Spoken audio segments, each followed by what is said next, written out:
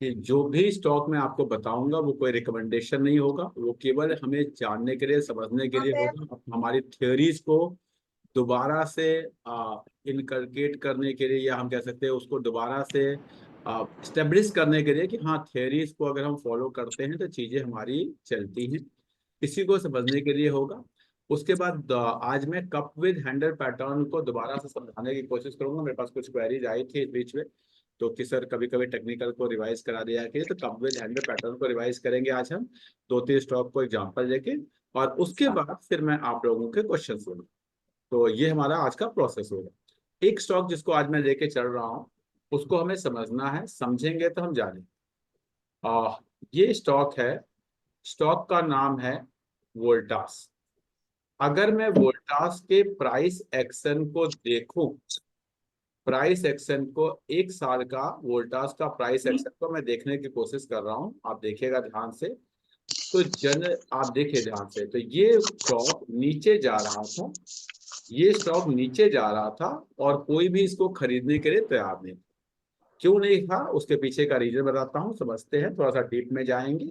और इसको इस तरह से अगर आप लोग एनालिसिस करेंगे तो आपसे गलतियां नहीं होंगी, आप अच्छे स्टॉक को अच्छे रेट पे खरीद पाएंगे। मैं हमेशा कहता हूं कि जब भी स्टॉक आपको सस्ता मिलेगा तो वो वही सिचुएशन होगी जब उसके बारे में कुछ बुरी खबरें आ रही होंगी। अगर स्टॉक के बारे में अच्छी खबरें आ रही होंगी, स्टॉक अच्छा ग्रो कर रहा होगा, अच्छा प्रॉफिट दे रहा होगा, उसके प्रमोटर्स अच्छा कर रहे होंगे, आरबीआई उसके साथ अच्छा कर रही होगी, अगर ये सब होगा तो स्टॉक आपको अच्छे रेट पे नहीं मिलेगा। सिंपल सा कंसेप्ट है, तब वो आपको महंगा एकदम। तो आपको ध्यान रखना है कि क्या जो स्टॉक में अगर ये बुरी खबर आई है, any any any bad news of A stock is temporary of nature और परमानेंट ऑफ नेचर, ये बात आपको समझना है। ये जैसे ही समझ गए, आपको बहुत सारी गलतियां करने से आप बच जाते हैं, और आप अच्छे स्टॉक को अच्छे रेट पे खरीद लेते हैं। कई बार हमसे ये गलती होती है कि हम किसी स्टॉक को देखते हैं, हमें लगता है कि अच्छा स्टॉक है, अच्छे ग्रुप का है, अच्छा बिजनेस मॉडल है, लेकिन आज उसमें कोई खबर खराब आई, पता चला आरबीआई ने कुछ कर दिया, और इसलिए हमने उस स्टॉक को अपने पोर्टफोलियो से निकाल दिया, या वो स्टॉक गिरा हुआ मिला तो हमने उसको लिया नहीं। ये हमसे गलतियां होती है। मैं आपको एग्जांपल बताता हूँ। सबसे पहले इस वोल्टास, किसी को पता है वोल्टास किस ग्रुप का स्टॉक है? एनी वन ऑफ यू, किसी को आइडिया है? टाटा। टाटा। क्या प्रमोटर्स के इंटीग्रिटी पे किसी को कोई शक है? कोई कह सकता है कि हाँ प्रमोटर्स इसमें खराब हो सकते हैं? किसी को कोई इस बात का आइडिया है? कोई कह सकता है कि हाँ इसके प्रमोटर खराब हो गए? आई डोंट थिंक कि इंडिया में इससे इससे ज्यादा फेथफुल, या इससे ज्यादा कहते हैं ना जिसके ऊपर आप फेथ कर सकते हैं, ऐसा कोई प्रमोटर इस ग्रुप से ज्यादा अच्छा आपको मिल सकता है। हमने क्या देखा? हमने देखा इसका आरओई नीचे आ गया। जब इसका आरओई नीचे आ गया, यानी इसकी अर्निंग कम हो गई, अर्निंग कम हो गई, लोगों ने इसके स्टॉक को, इस स्टॉक को नहीं लिया। लेकिन जब भी आप इस तरह के एनालिसिस करते हैं तो मैं आपको कई बार बताता हूं कि आपको देखना पड़ेगा कि क्या ये उस पर्टिकुलर कंपनी से रिलेटेड है या पूरे इंडस्ट्री से रिलेटेड है।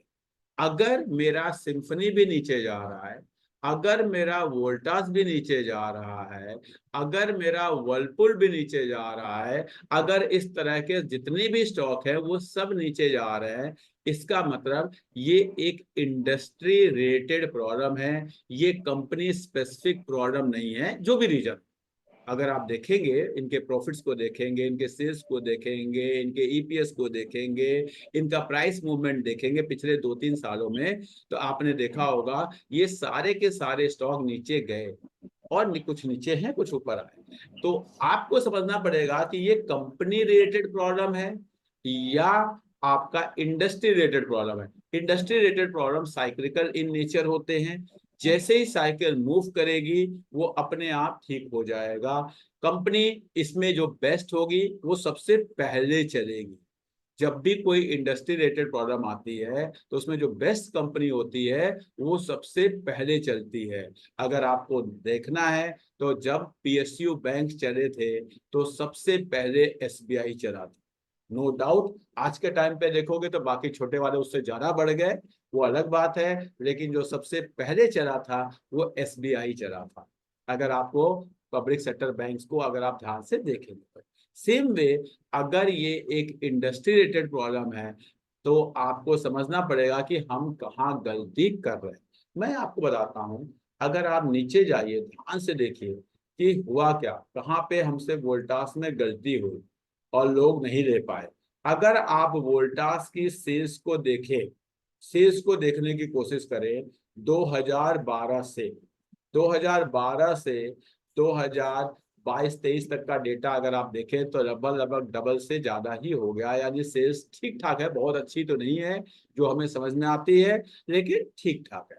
लेकिन जब हम प्रॉफिट को देख रहे थे, प्रॉफिट आफ्टर टैक्स, तो इसमें जो हमें जो इंक्रीज दिखा वो हमारा कहीं पे 2000 आपका ये 20 तक तो बहुत अच्छा, 5 गुना 6 गुना हो गया, लेकिन उसके बाद अचानक 2021-22 में वो घट के 136 करोड़ का हो गया। अब आपको इस बात को समझना है कि ये 136 करोड़ कैसे हुआ, क्या हुआ। तो आपने देखा ऑपरेटिंग प्रॉफिट मार्जिन जो है वो आपका 2% कम हो गया, फिर पहले 8% था, फिर 5% हुआ, फिर 3% हुआ। उसके बाद अदर इनकम इन्होंने माइनस में दिखाई थी। इसको देखिए, जो अदर इनकम हमेशा 100 करोड़ के 150 करोड़ 200 करोड़ होती थी, उसको इन्होंने माइनस में दिखाया था। अगर आप इसको डिटेल में देखेंगे तो ये कुछ exceptional item, exception other income जो होती थी वो ठीक है, आप देखो जहां से अदर इनकम 150-200 करोड़ की होती थी वो लगभग लगभग उतनी है। ये एक एक्सेप्शनल आइटम है, यानी कुछ ना कुछ इन्होंने राइट ऑफ किया होगा। अगर थोड़ा भी हमें अकाउंटिंग का नॉलेज है तो हमें पता चल रहा है इसका नाम ये एक्सेप्शनल आइटम है, कभी कभार होगा, ये हर बार नहीं होगा। अगर आप इसको डिटेल में जाएंगे तो पता चलेगा। यानी ये जो प्रॉफिट, जो आपको ये जो प्रॉफिट कम हुआ देखा, अगर आप ध्यान से समझेंगे तो ये 136 प्लस 246 है, यानी ये करीब करीब आपका 400 करोड़ के आसपास है। यानी ये जो आपको 500 से 136 दिख रहा है, ये इतना डिक्रीज नहीं है जितना दिख रहा है, क्योंकि ये एक्सेप्शनल आइटम का राइट ऑफ है। एक्सेप्शनल मतलब एक्सेप्शनल सिचुएशन में होती है वो कोई चीज इन्होंने राइट ऑफ किया होगा, वो है। डिटेल में मैं नहीं जाऊंगा, आपको नॉलेज के लिए बस इतना बता रहा हूँ। एक्सेप्शनल मतलब वो एक्सेप्शनल सिचुएशन, मेरी एक बार पैर टूटे, 2 लाख रुपए लग गए, काम खत्म, और रोज थोड़ा मेरा पैर टूटेगा कि मेरे घर का खर्चा हर बार 2 लाख से बढ़ गया, ऐसा नहीं होगा। तो ये हमें एक यहाँ पे समझने की बात थी। दूसरा, जो दूसरी गलती यहाँ पे लोगों ने की, अब जब मेरा प्रॉफिट कम आया तो मेरा ईपीएस अपने आप कम होगा, क्योंकि profit divide by number of share है, इसलिए मेरा आरओई भी कम दिख रहा था, आरओई भी कम दिख रहा था, और मेरा प्रॉफिट भी कम दिख रहा था। तो नो डाउट मैंने आपसे कहा है कि जब भी आप शेयर को खरीदें तो आप आरओई एंड अपना ईपीएस को जरूर देखें, आरओई और ईपीएस को जरूर देखें। लेकिन जब आप बिगनर होते हैं, जब आपको पता ही नहीं है मार्केट का क्या होता है, आरओसी क्या होता है, आरओई क्या होता है, तो हमने आपको बताया आरओई। अब जब आप 1 साल 1.5 साल 2 साल से जब आप करने लगे तो आपको थोड़ा डीप जाना पड़ेगा कि भाई ये आरओई निकल कैसे रहा है, ये प्रॉफिट कैसे कैलकुलेट हो रहा है, ये हमें समझना पड़ेगा। और अगर उस प्रॉफिट में कोई एक्सेप्शनल एक्सपेंसेज है या एक्सेप्शनल इनकम भी है, तो उसको आपको, अगर अचानक हमारा आरओई बढ़ गया है तो भी आपको देखना पड़ेगा कि ये हर साल तो नहीं होगा, जो इस बार हुआ है वो हर साल नहीं होगा। इस बात को आपको समझना पड़ेगा, और जो समझ लेगा, जितनी जल्दी समझ लेगा, उतनी अपनी कैलकुलेशंस को आसान वो कर पाता है, उतनी जल्दी वो अपने डिसीजंस ले पाता है और सही डिसीजंस ले पाता है। अदरवाइज हमसे गलतियां होती है। अब इसके बाद लोगों ने कहाँ गलती की, अब दूसरी जो गलती की, जैसे ही आपका आरओई कम आया, आपने इसका पी रेशियो देखा, जब पी रेशियो देखा तो आपको पी रेशियो जो है वो बढ़ा हुआ दिखाई दिया, ऐसा ऐसा दिखाई दिया। और आपको एक सुनील त्रिपाठी नाम के टीचर थे, उन्होंने पढ़ाया था कि जब भी किसी कंपनी का पी रेशियो हाई हो तो उसको नहीं खरीदना है। आपने बहुत सही डिसीजन दिया, लेकिन गलती कहाँ कर दी, यहाँ पर एक गलती कर दी। क्या आप में से कोई बता सकता है कि यहाँ पर क्या गलती कर दी हमने? एनी वन ऑफ यू कि जब हमने इस पी रेशियो को देखा 180 150 जो आज भी 180 है, इस पी रेशियो को देखा तो हमने कहाँ पे एक फंडामेंटल गलती कर दी, एक फंडामेंटल गलती कर दी। Any one of you? Sir वो पी इसलिए वो हो गया क्योंकि अर्निंग कम हो गई। और पी इसलिए कम हो गया, अर्निंग कम हो गई, ये बात तो मैंने बता दिया। लेकिन इस पी रेशियो को देखते ही हमने एक फंडामेंटल गलती कर दी। वो गलती क्या है वो मैं जानना चाहता हूँ प्लीज। इससे पता चलेगा कि हाँ हम लोग कुछ पढ़ रहे हैं, देख रहे हैं, समझ रहे हैं। का डीएमए भी चेक करना चाहिए था sir. Any one of you कोई कहना चाहेगा, बोलना चाहेगा सर कि इसका हमने डीएमए भी चेक करना चाहिए सर। हाँ जी निशांत, आप बोलना चाह रहे हो कुछ? सर सेक्टर पी ध्यान देना सर। हाँ जी सेक्टर पी का क्या चल रहा है सेक्टर जिससे पी, ठीक है सेक्टर पी। और कोई थोड़ा और डीप जाइए। सर डीएमए चेक करना चाहिए। विपिन वैद्य जी ने लिखा है एक्चुअल में ये हमारा वोल्टास एक ओल्ड एज कंपनी है, हमें यहाँ पे पी को बहुत ज्यादा दिमाग लगाने की जरूरत नहीं थी, हमें यहाँ पे पीबी देखते। अगर आप पीबी देखते तो आपसे गलती नहीं होती जो गलती लोगों ने वोल्टास में की। मैं फिर बता रहा हूं, ये पूरा प्रोसेस मैं आपको बार बार चीजें समझाता हूं ताकि आप रिलेट कर पाए, अच्छी कंपनियां अच्छे रेट पर आए। और मजे की बात है, मैं कंपनियों का नाम नहीं लूंगा, अच्छी कंपनियां अच्छे रेट पे आई हुई हैं और मैं कहता हूं ले लो छोड़ दो पड़ा रहेगा, लेकिन आपको नहीं मन मानता। और जब वो ऊपर चला जाता है, भाग जाता है, तो आप रोकते हैं, दुखी होते हैं, फोन करते हैं सिर। तो आपको यहाँ पे पी नहीं, आपको यहाँ पे पीबी देखना था, क्योंकि वोल्टास एक ओल्ड एज कंपनी है, ये एक न्यू एज कंपनी नहीं है। अगर आप इसके इसी चीज को पीबी देखते तो आपको समझ में आ जाता कि ये दिसंबर, देखिए जरा दिसंबर, हाँ डेट देखिए जरा, नवंबर दिसंबर 2023 के मैं प्राइस पे जाऊंगा, अभी आपको दिखाऊंगा। नवंबर दिसंबर 2023 में जब इसका पीबी 4.8 था और इसका मीडियन पीबी 5 होता है, तो आपको बहुत अच्छे वैल्यूएशन पे मिल रहा था। अगर आप इसके पी को देखते तो आप इसे खरीद ही नहीं पाते, क्योंकि पी तो इसका पता चलेगा 2020 से ही ऊपर दिख रहा है आपको। लेकिन अगर आपने इसका टाइमली पी भी, आपको रियलाइज करना था कि ये एक ओल्ड एज कंपनी है, आपको यहाँ पे पी बी देखना है। पीई क्यों डिफरेंस हुआ मैंने आपको दिखा दिया, लेकिन पीबी अगर आप देखते तो आप अंदर की चीजों को समझ पाते और आप देखते कि हाँ जी पीई के हिसाब से ये बहुत अच्छे रेट पे ये नवंबर दिसंबर 2023 में थी। अब मैं इसके चार्ट को दिखाता हूं। नवंबर दिसंबर 2023, ये देखिए, ये चार्ट पैटर्न है यहाँ पे कहीं। नवंबर दिसंबर 2023, जिस समय ये कंपनी आपको उस रेट पे अवेलेबल थी, जब इसका पीबी 4.8 उस समय 8 850 की थी, आज ये कंपनी आपकी 1500 की 1400 की हो चुकी है, जस्ट डबल हो गई है। तो बेसिक फंडामेंटल में अगर हमने इस चीजों को ध्यान दे दिया होता, बेसिक फंडामेंटल, तो हमसे ये कंपनी सही रेट पे हमने इसको पकड़ लिया होता। क्या आज हमें खरीदना चाहिए? बिल्कुल नहीं खरीदना चाहिए। कोई मुझसे पूछे आज खरीदना चाहिए, बिल्कुल। क्या ये ऊपर जा सकता है?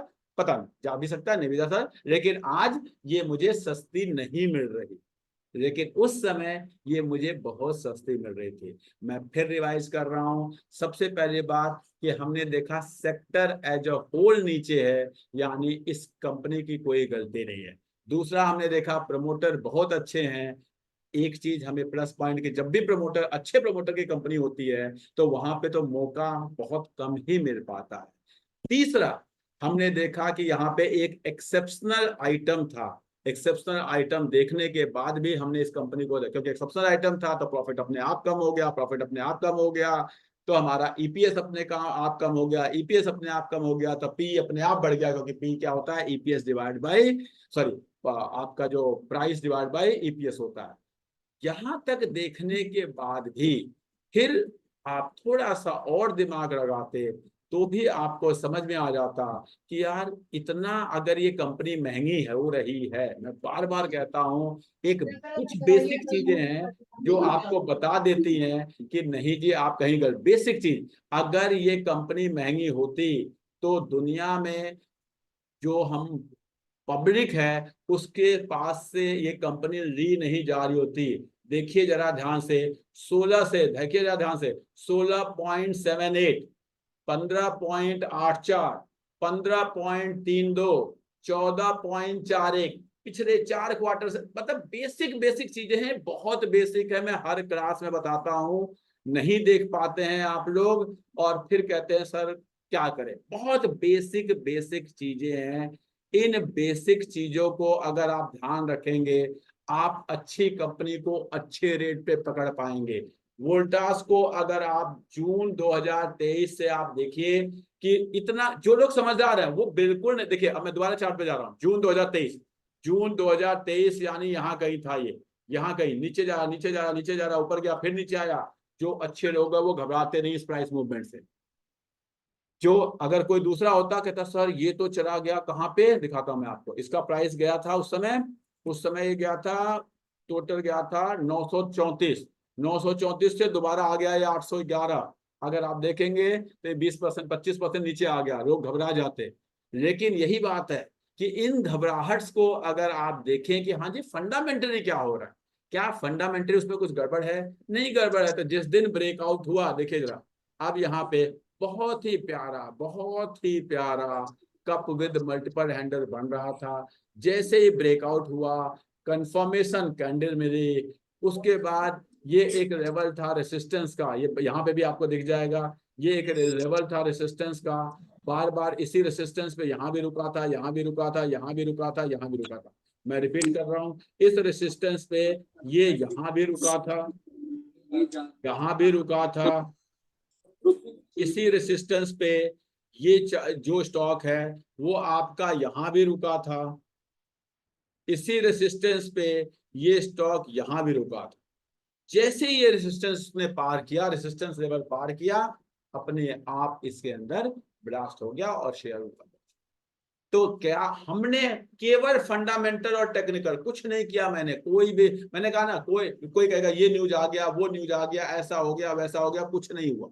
सिंपल सा कंसेप्ट है, फंडामेंटल कुछ कह रहा था, टेक्निकल कुछ कह रहा था, उसको जिसने माना, जिसने समझा, जो उसको इंटरप्रेट कर पाया, वो इसको ले आया। मैं फिर अपना बता रहा हूँ, मेरे पास न स्टॉक था, न स्टॉक है, न स्टॉक मैं खरीद रहा हूँ। मैं केवल इस स्टॉक के थ्रू आपको सिखा रहा हूँ कि एक अच्छे स्टॉक को आप अच्छे लेवल पे, इन सब चीजों को आप प्रमोटर्स को समझ के, प्रमोटर की क्वालिटी क्या है, प्रमोटर्स की होल्डिंग क्या है, पब्लिक की होल्डिंग क्या है, क्या उसके प्रॉफिट एंड लॉस में एक्सेप्शनल आइटम तो नहीं है, क्या पूरी इंडस्ट्री के साथ कुछ ऐसा हो रहा है, क्या ऐसा हो रहा है कि कार्ड बनाने वाली इंडस्ट्री जो है, लोन देने वाली इंडस्ट्री जो है, पता चला एसबीआई कार्ड के साथ भी वही हो रहा है, बजाज फाइनेंस के साथ भी वही हो रहा है, क्या ऐसा कुछ हो रहा है, मुझे नहीं पता, आप देखिए। क्या पेंट कंपनियों के साथ ऐसा कुछ हो रहा है, मुझे नहीं पता, आप देखिए। क्या शूज बनाने वाली कंपनियों के साथ ऐसा कुछ हो रहा है, आप देखिए। क्या होजरी कंपनी के साथ ऐसा कुछ हो रहा है, मैं बार बार कहता हूं प्लीज। लेकिन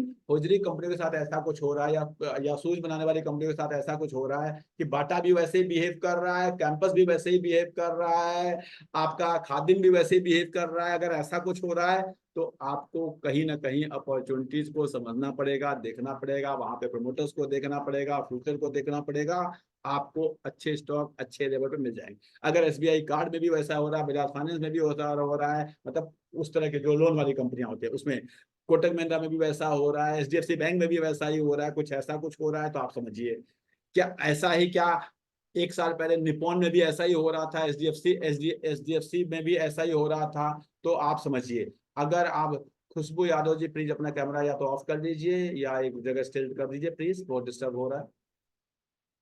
नेक्स्ट, तो अगर आपको इन चीजों को समझना पड़ेगा, अगर आप इसको नहीं समझेंगे तो आप जो है आप इसमें से नहीं कर पाएंगे, नहीं कर पाएंगे, और आप सही कंपनियों को सही रेट पे नहीं खरीद पाएंगे।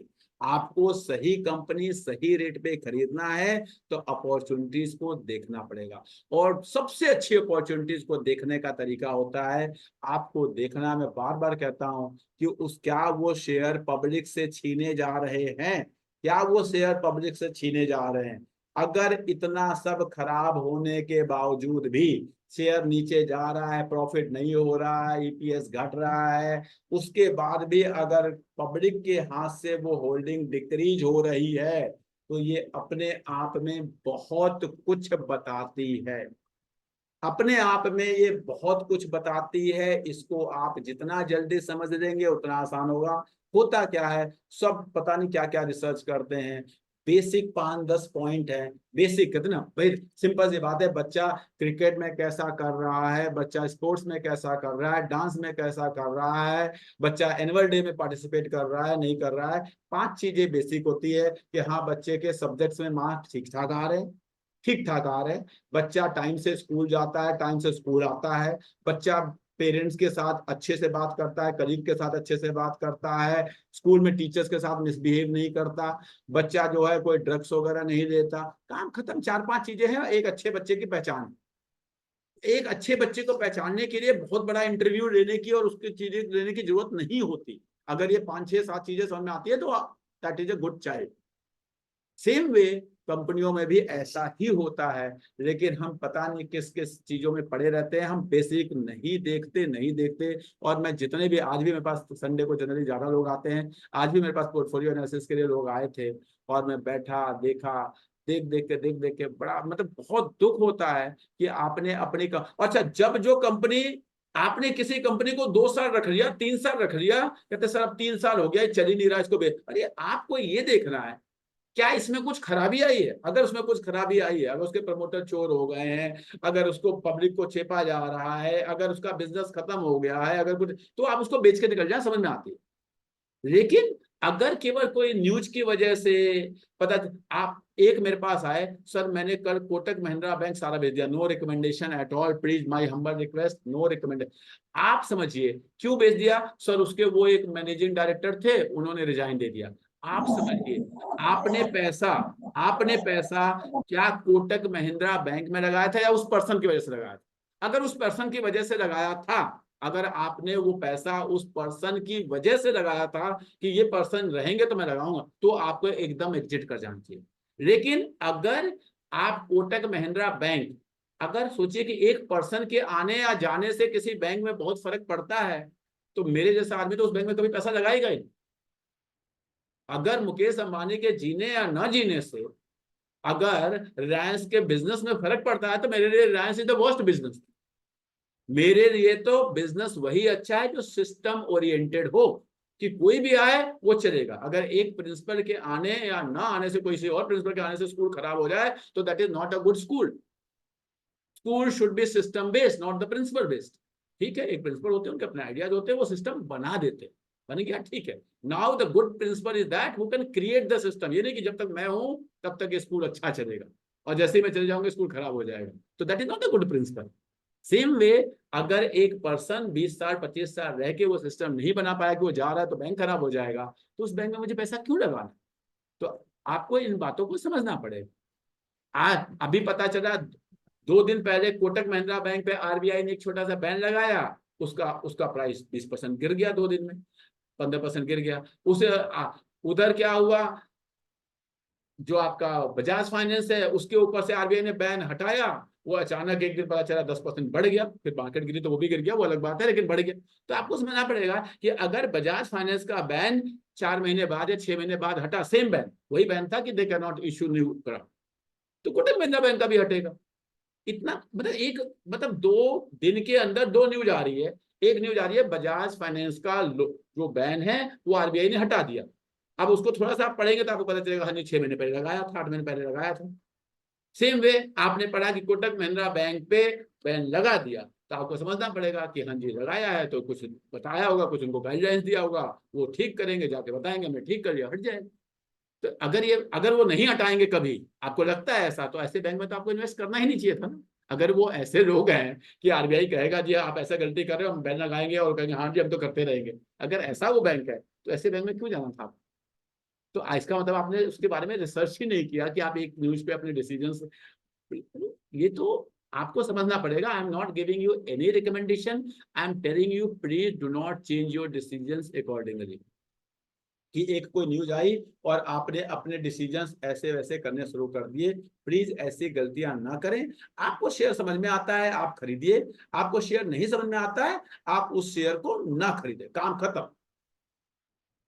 Now I am going on 2-3 shares जिसके थ्रू मैं आपको कप विद हैंडल पैटर्न को समझाने की कोशिश करूंगा। मैं रिपीट कर रहा हूं, 2-3 शेयर्स पे के थ्रू मैं आपको कप विद हैंडल पैटर्न को समझाने की कोशिश करूंगा। ये बहुत ही ब्यूटीफुल पैटर्न होता है टेक्निकल का, कई बार मैं बता चुका हूं, लेकिन मैं आपको पास्ट में बना हुआ दिखाऊंगा। जब देखते हैं तो आपको थोड़ा ज्यादा समझ में आता है। सबसे पहले मैं ले रहा हूं स्टॉक जो है वो एक्सिस बैंक का। मैं एक्सिस बैंक के स्टॉक को ले रहा हूं, आपको दिखाऊंगा, फिर मैं बता रहा हूं नो रिकमेंडेशन एट ऑल। ये सब मेरे केवल आपको सिखाने के लिए, मेरी मजबूरी है कि मुझे एग्जांपल लेना पड़ेगा। देखिए जरा कितना प्यारा, बहुत ही प्यारा चार्ट पैटर्न था ये बहुत ही प्यारा चार्ट पैटर्न था। इसमें मैंने कोविड का वो जो बहुत बड़ा फॉल हुआ था वो नहीं, जहां पे प्राइस जाके स्टेबल हुआ है, मैं दोबारा से इसको बना रहा हूं आपके सामने। आप देखेंगे कि बहुत ही प्यारा चार्ट पैटर्न आपको बनता हुआ दिखा था, ये जिसको हम कहते हैं कप विद हैंडल। और ये कप विद मल्टीपल हैंडल था, जो अपने आप में बहुत ही प्यारा होता है। आपको मैं दिखा रहा हूं, या इसको आप इनवर्स हेड एंड शोल्डर भी दे सकते हैं, एक शोल्डर इधर देके। क्यों? क्योंकि ये जो फॉल है, ध्यान से देखिए, ये जो फॉल जहां ये प्राइस स्टेबल हो गया, यहाँ पे जाके स्टेबल हो गया कोविड के बाद, तो हम यहीं तक लेंगे, इसके नीचे का हम नहीं लेंगे। ये मैंने आप लोग को एक्सेप्शनल सिचुएशन बताई हुई है जिन लोगों ने। अब ये देखिए करीब करीब ये आपका 80% के आसपास का ये बहुत ही अच्छी अपॉर्चुनिटी थी। क्या ये 80% आपको मिली है? अगर आप देखेंगे, अगर आप देखेंगे तो ये 80% की बहुत ही अच्छी अपॉर्चुनिटी जो है, यहाँ से आप देखेंगे मैंने उसको उठाया और ये यहाँ पे लाके लगा दिया। फिर दिखा रहा हूँ, मैं दोबारा बता रहा हूँ, ये जो आपका ये जो फॉल था, ये यहाँ पे आपको जो 80% दिख रहा था इन प्राइस टर्म, इसी को मैंने यहाँ से उठाया और यहाँ पे जाके आपको ये लगाया। तो ये एक चेक वही अमाउंट 43 पॉइंट समथिंग करके लगभग लगभग वही के आसपास पहुंच गया है।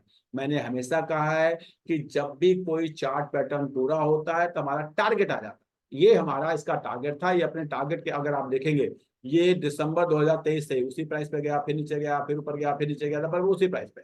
अब यहाँ पे ये अपना एक चार्ट पैटर्न बना रहा है, आगे क्या होगा, लेकिन अपने टारगेट को इसने बहुत प्यार से अचीव किया, जो कि एक इनवर्स हेड एंड शोल्डर का टारगेट था, जो एक cup with multiple multiple cup with multiple handle का टारगेट था। ये बहुत ही अच्छा चार्ट पैटर्न होता है। इसको जिसने सीखा, जिसने ढूंढा, और लॉन्ग टर्म चार्ट्स में देखिए, मेरे सामने जो आपके चार्ट दिख रहा है ये एक वीकली चार्ट है। जितने लॉन्ग टर्म चार्ट में ढूंढेंगे उतना अच्छा होता है, शॉर्ट टर्म में भी अच्छा होता है, नो डाउट। बस वही है कि शॉर्ट टर्म में आप उतनी जल्दी ढूंढ के उतनी जल्दी अप्लाई करें, उतनी जल्दी एंट्री करें, उतनी जल्दी एग्जिट करें, अगर आप कर सकते हैं तो ठीक है, अदरवाइज कोशिश करना चाहिए लॉन्ग टर्म चार्ट्स को यूज करने का। मैं एक और स्टॉक को दिखाऊंगा आपको। इन 2-3 स्टॉक के थ्रू केवल मैं आपको समझाने की कोशिश करता हूं कि प्लीज इनको जानें, इनको समझें, और फिर देखें कि कितना प्यारा चार्ट पैटर्न था ये। नो डाउट इस स्टॉक से मेरा एक जो पहले एग्जिट मैं आपको बता दे रहा हूं, मैं 9400 पे इस पे एग्जिट हुआ था, वो मेरा एक तरीका था। और उसके बाद इसने अपना चार्ट पैटर्न बनाया हुआ था, और ये चार्ट पैटर्न एग्जैक्ट एग्जैक्ट मैं आपको फिर बता रहा हूं कि मैं कभी नहीं कहता कि मैं मिनिमम पे एंट्री करूंगा, मैं मैक्सिमम पे एग्जिट करूंगा, बिल्कुल नहीं, ना मैं ये कर पाता हूं, ना मेरे अंदर वो क्वालिटी है। मैं एक अच्छे स्टॉक को अच्छे रेट पे खरीदता हूं, और जब मेरा टारगेट आ जाता है मैं निकल जाता हूं। तो यहाँ पे मैं आपको फिर पूरा का पूरा ड्रॉ करके दिखाता हूँ, सो दैट कि आपको पता हो कैसे ये ड्रॉइंग बनती है। ये बहुत ही प्यारा इनवर्स हेड एंड शोल्डर या कप विद हैंडल का बहुत, अगर ये आपका एक शोल्डर है, ये आपका एक हेड है, और ये आपका एक शोल्डर, इसके थ्रू ये मेरा एक टारगेट निकल कर आया था। ये टारगेट जो था ये करीब करीब ये मेरा टारगेट था, देखिएगा ध्यान से। और मैं हमेशा कहता हूं cup with handle, inverse रीडन shoulder, नीचे देखो, लाइफ टाइम हाई के ऊपर मत देखो। कुछ लोग लाइफ टाइम, ये यहां से नीचे आके बनाया था, तो हमेशा नीचे की तरफ देखो। अगर आप इसको देखेंगे, तो अगर आप इसको देखेंगे तो आपको पता चलेगा कि हाँ जी, ये बहुत ही प्यारा, बहुत ही प्यारा, बहुत ही, दिखाता हूं मैं आपको वो हटा के कि ये कैसे, जो आपका टारगेट था इसको इसने अचीव किया, और ये वहीं पे जाके लगभग लगभग कई दिनों से ऊपर नीचे कर रहा है, यहाँ पे अपना कुछ बना रहा है। मैं फिर बता रहा हूँ, इस स्टॉक पे मैं 9400 के आसपास एग्जिट कर गया था, क्योंकि मेरे वैल्यूएशन थ्योरी में नहीं आती। मैं हमेशा खरीदते समय फंडामेंटल्स और टेक्निकल दोनों को कंबाइन, टेक्निकली ये बहुत स्ट्रांग था, लेकिन वैल्यूएशन के हिसाब से मेरी वैल्यूएशन थ्योरी में नहीं आ रहा था, इसलिए मैं इससे एग्जिट कर गया था। मैं अपना बता दे रहा हूँ कि देखिए, आपको दिखा देता हूं मेरी वैल्यूएशन थ्योरी क्या कहती है, मैं इससे कैसे एग्जिट कर गया था। ये देखिए, यहाँ पे कहीं, अगर आप लोग को याद होगा, जो लोग कहीं, ये मेरे पी ऊपर चला गया था और ये महंगा हो गया था, तो मैं इससे एग्जिट कर, अब ये वैल्यूएशन वाइज सस्ता हो गया है। टेक्निकली मैं चार्ट पैटर्न देखूंगा, जो हाँ होगा, क्योंकि इसका ईपीएस ईपीएस अचानक से कंपनी ने अच्छा रिजल्ट देना शुरू कर दिया है। एक क्वार्टर, दो क्वार्टर, तीन क्वार्टर, चार क्वार्टर, हर क्वार्टर में एक अच्छा रिजल्ट दे रही है। तो अब पी दोबारा कम हो गया है। पीबी भी हमें इसका देखना पड़ेगा, बिकॉज ये ओल्ड एज कंपनी है। ओल्ड एज कंपनी है, केवल पी देख के हमारा काम नहीं बनेगा। ओल्ड एज कंपनी है, अचानक से देखेंगे तो ये पीबी नीचे आया है, अचानक से। ठीक है, तो यानी बुक वैल्यू में कुछ इंक्रीज हुए हैं। बुक वैल्यू कैसे इंक्रीज होता है, जो कॉमर्स वाले उनको पता है। हमारे रिजर्व्स बढ़े होंगे, तो उस वजह से हमारा बुक वैल्यू में इंक्रीज हुआ है। रिजर्व्स कैसे बढ़े होंगे, जब प्रॉफिट हुआ होगा तो रिजर्व्स बढ़े होंगे, जो अभी मैंने आपको दिखाया था। तो अब लग रहा है कि ठीक वैल्यूएशन के आसपास आ रहा है दो, तो देखूंगा। मैं फिर बता रहा हूँ, अभी मैं ना खरीदने जा रहा हूँ, ना मेरा कोई ऐसा मन है, लेकिन वैल्यूएशन वाइज ठीक हो गया है। टेक्निकल फिर मैं देखूंगा, उस समय मैं इससे एग्जिट कर गया था 9400 के आसपास, आज ये 13,000। इसका मतलब मैं आपको क्या बताना चाह रहा हूं कि मैं भी कभी हाईएस्ट पे स्टॉक को नहीं बेच पाता हूं और लोएस्ट पे नहीं खरीद पाता हूं। तो ऐसी सोच ना रखें, कोशिश करें अच्छे स्टॉक को अच्छे रेट पे खरीदें और सही रेट पे आप उससे निकल जाएं, जब आपको प्रॉफिट हो ठीक ठाक, या आपको लॉन्ग टर्म में रखना है तो आपकी मर्जी। ठीक है, एक और स्टॉक मैं आपको दिखाऊंगा, वो है एमआरएफ। जो लोग 2-3 साल से जुड़े हैं उनको भी पता होगा कि इसमें भी हमने बहुत अच्छे टाइम पे एंट्री दी थी, और एक टाइम पे हमने एग्जिट ले लिया था। हमने भी इसको 1.5 लाख तक नहीं लिया, इसमें भी शायद, अगर मैं सही हूं तो शायद 90,000 92,000 ऐसे कुछ हमने एग्जिट लिया था। वहां पे भी सिंपली वैल्यूएशन का, मैं वैल्यूएशन के अगेंस्ट नहीं जाता हूं। मुझे ज्यादा प्रॉफिट लाइफ में नहीं कमाना है। मैं मान के चलता हूं कि मेरे जानने वाले लोग अपना पैसा एफडी में, एलआईसी में रखते हैं, वहां 5%, 5.5%, 6% कमाते हैं। मैं उसी पैसे को शेयर मार्केट में रख के 12%, 13%, 14%, 15%, 16% कमा लेता हूं। I am very happy with that. I am very happy with that. मैं 40% ना कमाता हूं, ना 40% कमाना सिखाता हूं।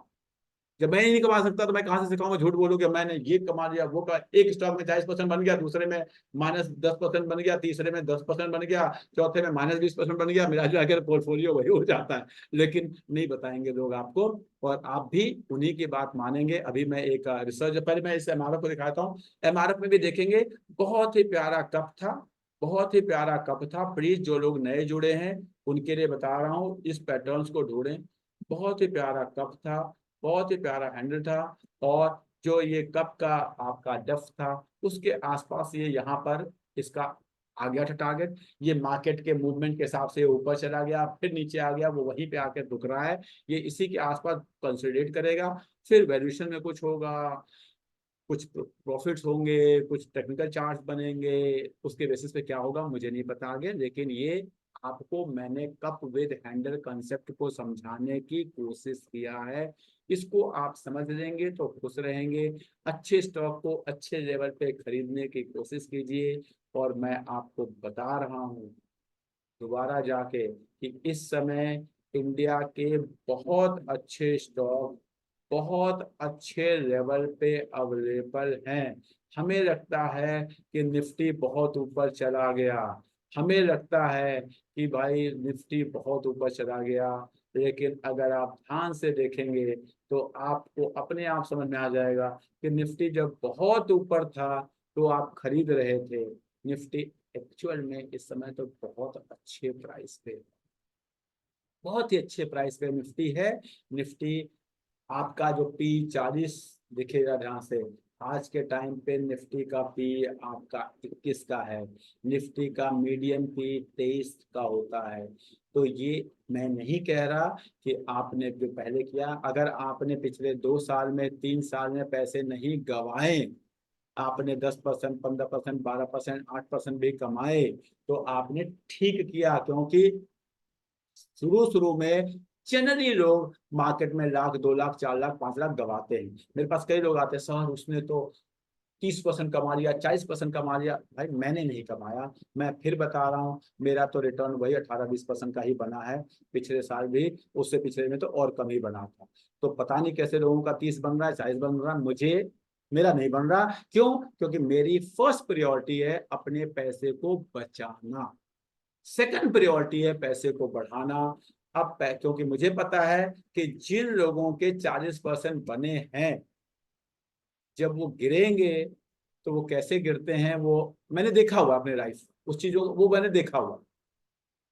इसीलिए आज मैं 40 साल के 42 साल की उम्र में रिटायर होकर बैठा हूँ, और वो लोग जो लोग 40% साल का बनाते हैं वो आज भी काम कर रहे हैं, वो करते रहते हैं, वो जीवन भर करते रहेंगे, क्योंकि वो 40% वैसे ही कमाते हैं।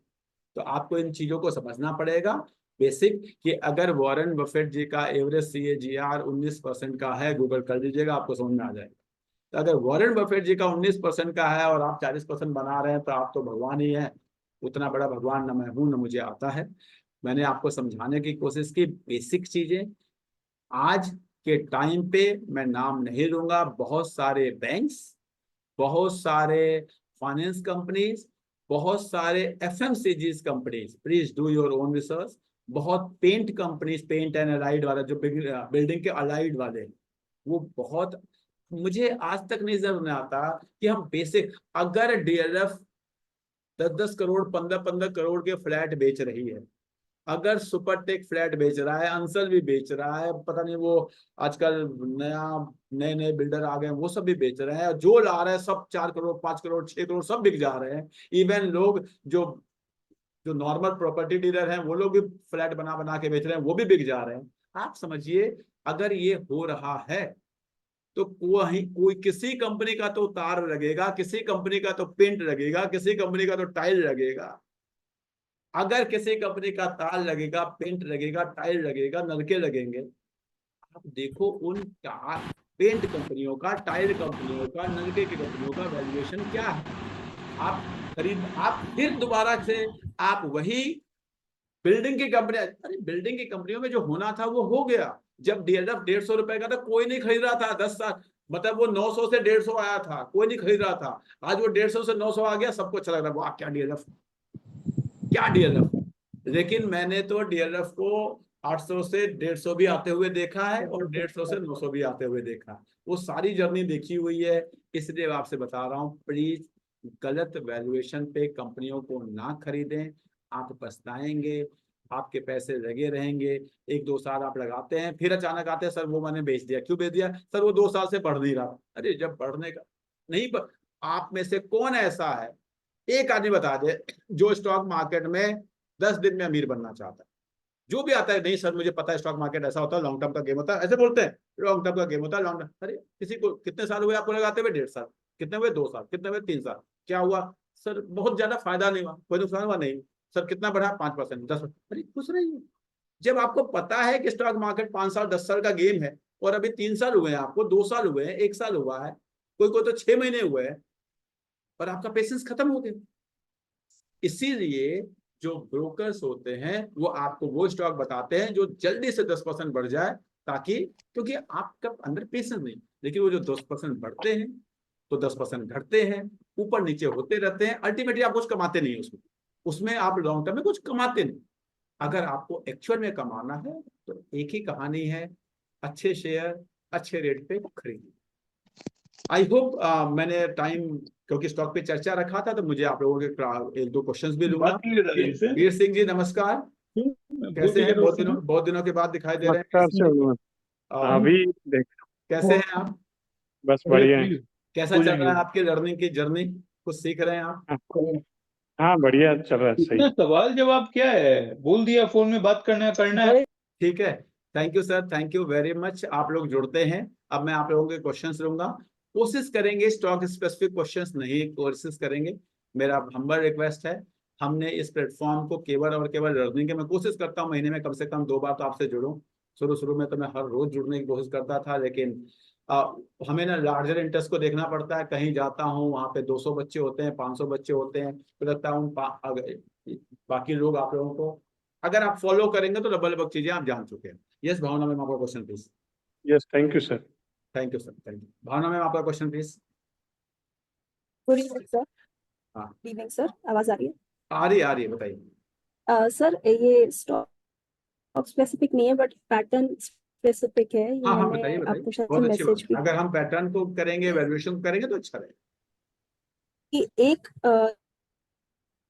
अगर एक स्टॉक में एक पैटर्न बन रहा है और अगर हमें रेप्लिका दिख रहा है उसको दूसरे पैटर्न में, तो हम कुछ अंदाजा लगा सकते हैं। तो ऐसा कुछ मैंने देखिए, ऑब्जर्व मैं किया आप लोग था को इन एक चीज बता शीला रहा हूँ। फोम। हाँ, ठीक है, यहाँ पे एक लाइन मैं बोलना चाहता हूँ। तो अगर आप सुनेंगे पीटर लिंच की किताब को, अगर आप पढ़ेंगे, once up at stock once up at Wall Street, once up Wall Street पढ़ेंगे, तो वो उसमें क्या लिखते हैं? कहते हैं स्टॉक मार्केट में लोग कहते हैं हिस्ट्री रिपीट होती है।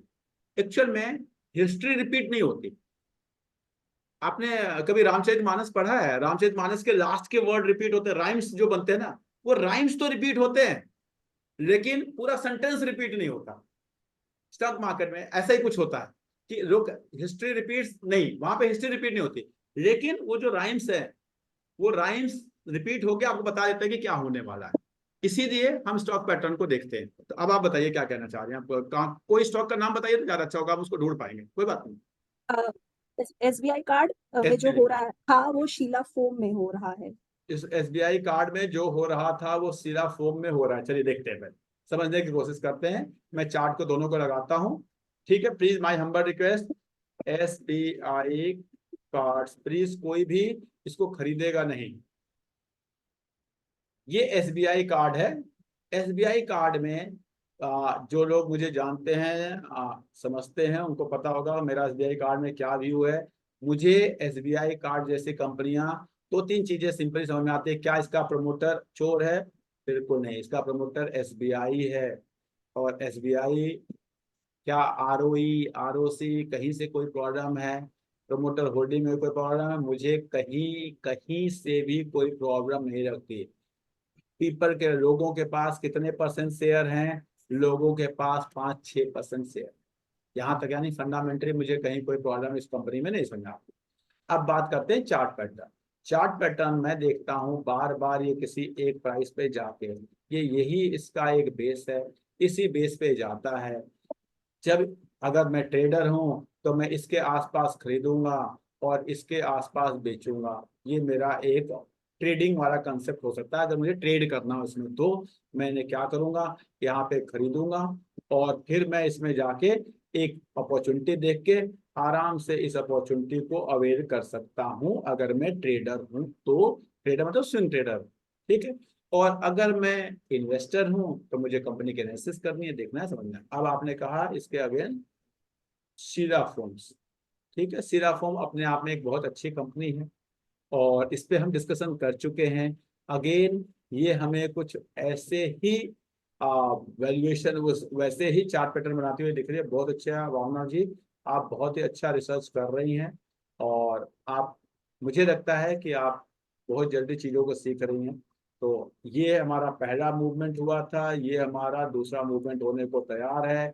हो सकता है ये ऊपर जाए या हो सकता है फिर दोबारा नीचे जाके तीसरा मूवमेंट हो, ऐसा ही कुछ होगा।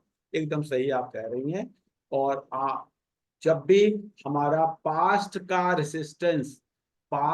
रेसिस्टेंस जब सपोर्ट बनता है तो वो अपने आप में बहुत अच्छा सपोर्ट होता है। ये मैं कई बार आप लोगों को बता चुका हूँ।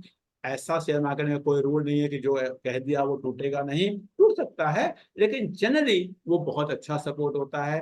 तो ये स्टॉक बहुत अच्छे सपोर्ट पे है। वैल्यूएशन वाइज एक बार मैं और देख लेता हूँ, क्योंकि मेरे पोर्टफोलियो वगैरह में कहीं है नहीं, तो मैंने बहुत दिन से इसको देखा नहीं है। वैल्यूएशन वाइज क्या स्टॉक में कोई प्रॉब्लम है, क्योंकि ये एक बार मुझे इसको देखना है, वो मैं आपको देख के बता देता हूँ कि हाँ स्टॉक जो है वो वैल्यूएशन के हिसाब से क्या कह रहा है। तो वैल्यूएशन के हिसाब से भी महंगा स्टॉक नहीं है। शीला फोम्स एक ओल्ड एज कंपनी है, इसलिए हम इसका पीवी मैंने देखा, मैंने इसका पीई नहीं देखा, और मैंने देख लिया कि हाँ वैल्यूएशन वाइज भी ये एक अच्छी कंपनी है। शेयर होल्डिंग पैटर्न अपने आप में कुछ बता रहा है, तो शेयर होल्डिंग पैटर्न को देखेंगे। जिस कंपनी के 2-3% शेयर केवल पब्लिक के पास हो, जिस कंपनी के 2-3% शेयर केवल पब्लिक के पास हो, आप उस कंपनी की ब्यूटी आप समझ ही नहीं सकते। इसका अगर कोई कंपनी है 10-20 हजार की करोड़ की और केवल 2% शेयर या 3% शेयर मार्केट में है, 96% शेयर स्ट्रॉन्ग हैंड में है, तो इसका मतलब फिर मेरे पास नहीं है, ना मैं नियर फ्यूचर में खरीदने जा रहा हूँ, ना मेरे पास पैसे हैं खरीदने के लिए, मैं ऑलरेडी फुली इन्वेस्टेड हूँ। लेकिन एक अच्छी कंपनी थी, मैंने आपको बताया कि ठीक है, मेरा डिस्क्लेमर। विवेक जी आपका क्वेश्चन प्लीज। अनम्यूट करके बोलेंगे तो आपको की ये वाली भाषा मुझे आती नहीं है जिसमें आप बोल रहे हैं। नमस्कार सर। नमस्कार सर मैं कह रहा था एक बार वो खोलेंगे ट्रेडिंग व्यू, कोई भी स्टॉक जो भी है हाँ, फिलहाल वो खोल लीजिए, कुछ बोलिए पूछना था। बोलिए। ये मैंने ट्रेडिंग व्यू खोल लिया, बताइए। एक सेकंड, इसमें जो वो ये जो बॉक्स नीचे आता है शॉर्टकट आपने बनाए हुए हैं, ये बता सकते हैं क्या कि ये मतलब ये क्योंकि मैं कुछ इधर नहीं है। साइड से यूज करता हूँ इनको। हाँ ये देखिए, यहाँ जाएंगे, यहाँ पे एक आपका फेवरेट आता है, ये ठीक है। ये मैंने फेवरेट क्रिएट किया है, हटा दिया, ये फेवरेट क्रिएट किया। अब इस फेवरेट में जो आपको प्लस करना है वो आप जाके इस फेवरेट में स्टार मार्क कर देंगे। जिस पे स्टार मार्क कर देंगे, जैसे मैंने इस पे और इस पे स्टार मार्क कर रखा है, तो वो यहाँ आ जाए। ठीक है सर। मैं रिपीट कर रहा हूँ, ये नीचे डिलीट के नीचे जाके देखिए, यहाँ पे एक फेवरेट है, पहले इसको क्लिक चार है। किया, ठीक है, इस समझ गया सर। अब इसमें कुछ नहीं आ रहा, मैंने इसको फेवरेट किया, जो मैंने क्लिक रखा आ गया। आपका कुछ नहीं आएगा, आप उसके बाद यहाँ कहीं जाएंगे, जो जो आपको चाहिए उसको, इसको आपने स्टार मार्क, देखिए मैंने इसको कर रखा है, इसको कर रखा है, इसको कर रखा है, इसको कर रखा है, जिसको आप कर देंगे वो आपका आ जाएगा। ठीक है, ठीक है सर, धन्यवाद। अच्छा। आई होप कोई ऐसा है जो पहली बार जुड़ा है, आज पहली बार कोई जुड़ा है आप में से, कोई ऐसा है पहली बार या दूसरी बार कोई जुड़ा हो, नया नहीं है, सब लोग पुराने हैं। Thank you very much. Raman Dikshit ji, yes sir, बताइए आप अपने बारे में बताइए, कहाँ से जुड़े हैं, कैसे जाने। मैं सर रमन दीक्षित हूँ, सहारनपुर से जुड़ा हूँ, वेस्ट यूपी से। अच्छा, आपको कैसे पता चला इस प्लेटफॉर्म के बारे में? ये FM में इंटरेस्ट आया था, इससे जुड़ा है। अच्छा ठीक है, थैंक यू वेरी मच। कैसा लगा आपको आज का सेशन सर? काफी इंफॉर्मेटिव था सर, थैंक यू ठीक सर। है, तो आप जुड़ें, सीखें, वीडियोस बहुत सारी हमारे यूट्यूब पे होगी, उसको देखें। ठीक है, वर्षा जी हैं कोई? वर्षा जी बताइए, आप कुछ बोलना चाह रहे हैं? वर्षा जी अनम्यूट करके। हाँ जी सर, मैं फर्स्ट टाइम जुड़ी हूँ, ओके, लेकिन मुझे बहुत ज़्यादा इंफॉर्मेशन मिली है।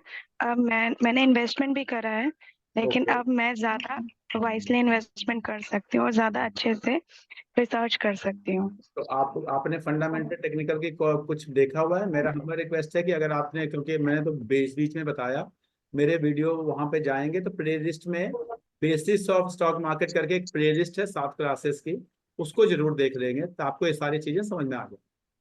ठीक है, okay sir, okay sir, thank you so much. Thank you very much everyone for joining. मेरा हम्बल रिक्वेस्ट होगा, आप जरूर अपना फीडबैक लिखेंगे, और अगर आपके मन में कोई क्वेरीज है तो अभी मैं 6 और 7 2 दिन गुड़गांव में ही हूँ।